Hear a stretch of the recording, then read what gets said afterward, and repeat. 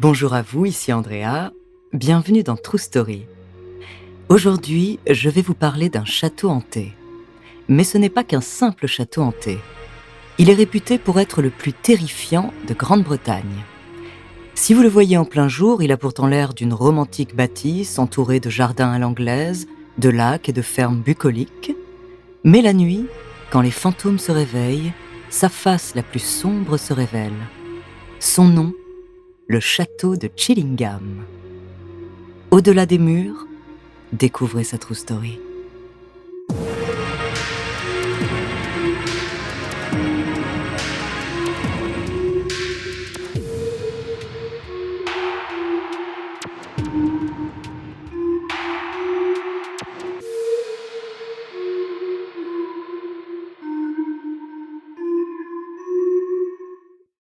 Attention, dans cet épisode, nous allons parler de torture et d'actes violents. Mais avant de commencer à vous raconter cette histoire extraordinaire, laissez-moi vous présenter notre partenaire.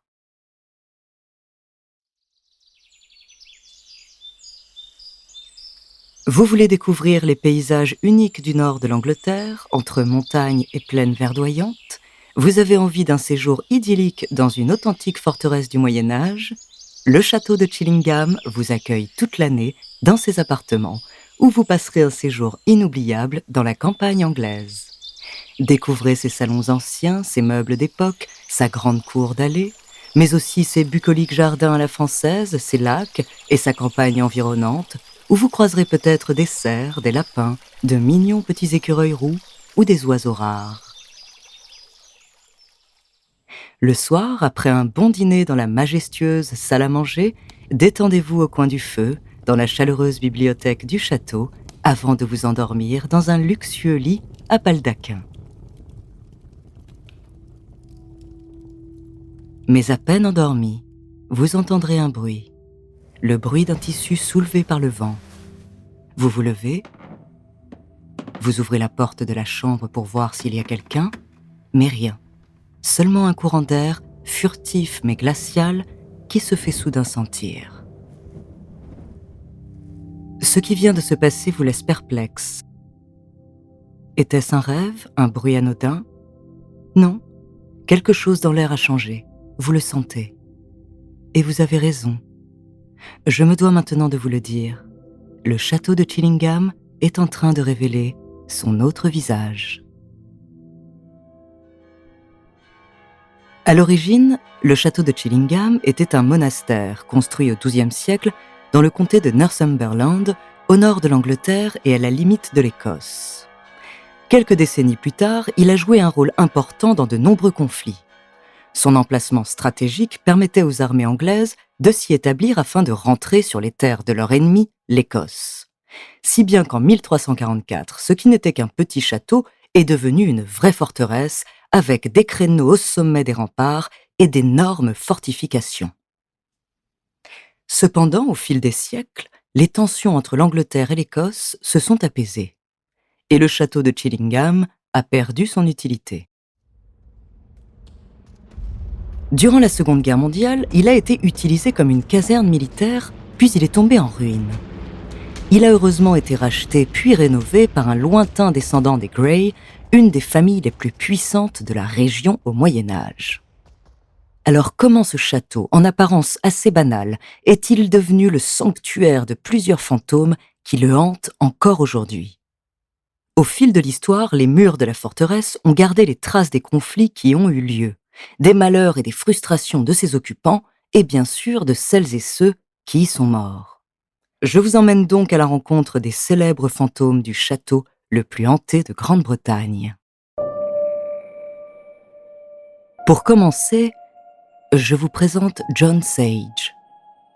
Je ne suis pas sûre que vous ayez très envie de le connaître, et encore moins de le croiser, mais je me dois de vous prévenir au cas où il ferait une de ses sordides apparitions dans la fameuse salle Edward I, du nom du premier roi, à avoir pris ses quartiers au château.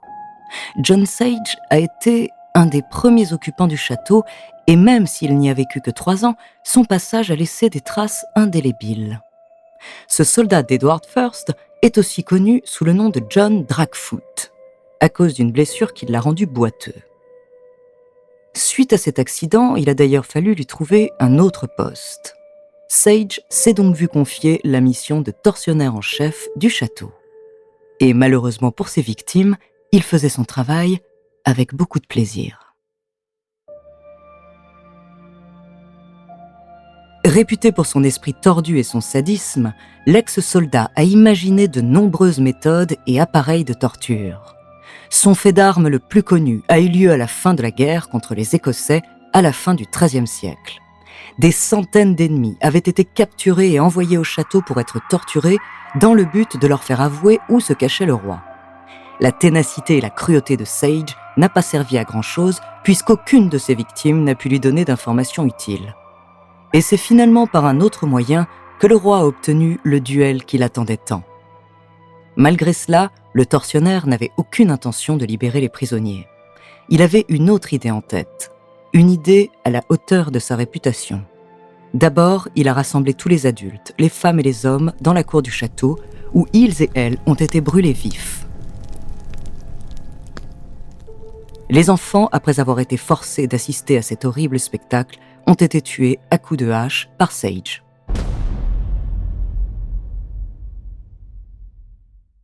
En seulement 3 ans, John Sage aurait torturé à mort plus de 7000 personnes. Maigre consolation pour ses âmes perdues, il a fini par payer pour sa cruauté. Après avoir accidentellement étranglé sa compagne en faisant l'amour sur une de ses machines de torture, il a été capturé et pendu à un arbre dans le parc du château. On raconte même que pendant qu'il s'étouffait lentement, des spectateurs qui se réjouissaient de cette exécution se sont chargés de découper certaines parties du corps de l'infâme bourreau. Aujourd'hui, en visitant le château de Chillingham, vous verrez peut-être le lustre de la salle Edward I se balancer tout seul. Et la plupart de celles et ceux qui l'ont visité disent avoir senti une odeur désagréable et une atmosphère malaisante. Les guides vous diront en tout cas que le mal à l'état pur hante cette pièce. Si le personnage vous intrigue, la salle de torture dans laquelle John Sage officiait se visite elle aussi, mais attention à avoir le cœur bien accroché.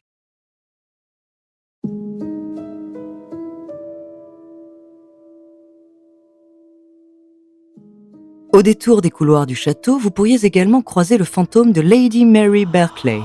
Son histoire n'est pas aussi tragique, mais elle n'est pas non plus très gaie.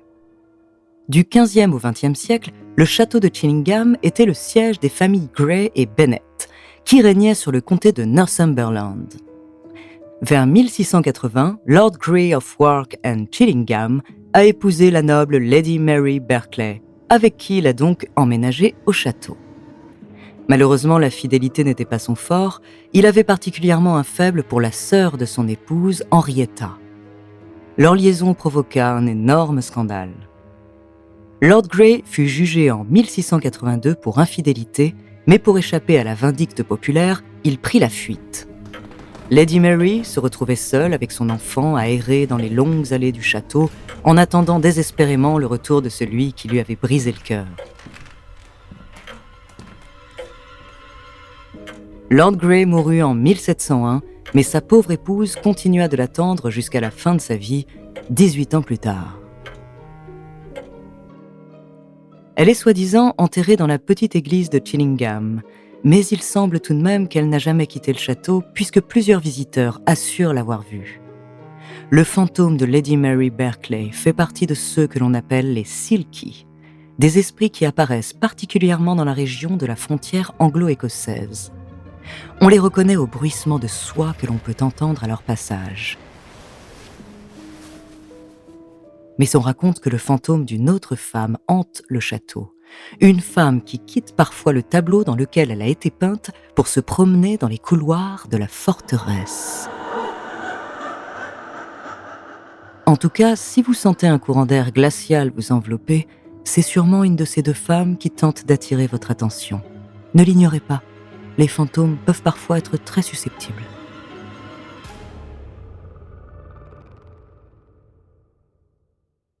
Le dernier fantôme le plus connu du château de Chillingham, sûrement parce que son histoire reste tout à fait mystérieuse, est celui que l'on surnomme The Blue Boy ou Radiant Boy, le garçon bleu ou le garçon radieux.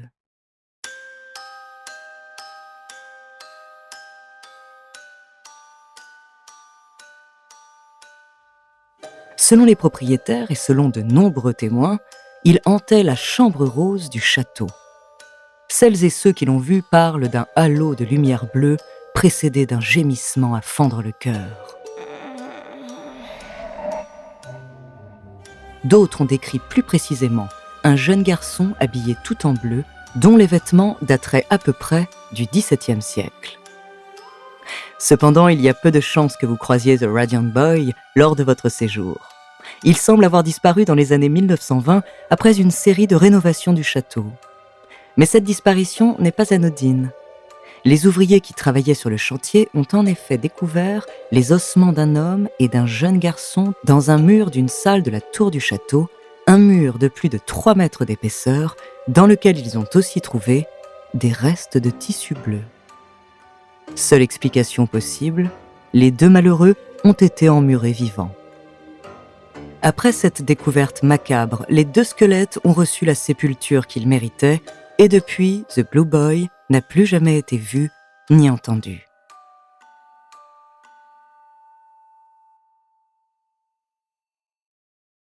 Si le Blue Boy a bien disparu, le propriétaire des lieux, Sir Humphrey, assure que le château de Chillingham est toujours hanté. On peut y rencontrer de nombreux fantômes infantiles, qui sont sûrement les âmes des enfants violemment tués par John Sage, mais aussi une dame en blanc qui demande de l'eau, peut-être parce qu'elle a été victime d'empoisonnement. On parle également de 2 fantômes dont les voix éclatent parfois dans la chapelle, d'une sorcière qui sort de son tableau pour maudire les voleurs de Chillingham et des moines fantômes.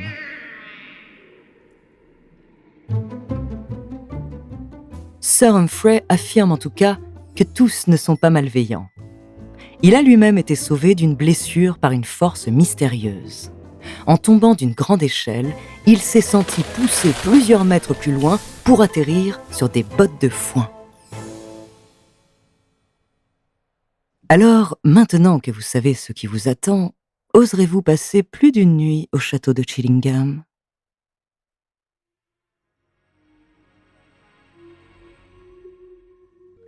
Merci d'avoir écouté cet épisode de True Story. Si les histoires de lieux hantés vous passionnent, vous adorerez nos épisodes sur la maison Winchester, sur Émile Tisanet ou encore sur Lucie de Pracontal. La semaine prochaine, je vous parlerai de l'auteur d'une des plus grandes sagas de la littérature fantastique. En attendant, n'hésitez pas à nous faire part d'histoires que vous aimeriez entendre sur votre plateforme d'écoute préférée ou alors via la page Instagram ou Twitter de Bababam. Nous nous ferons un plaisir de les découvrir.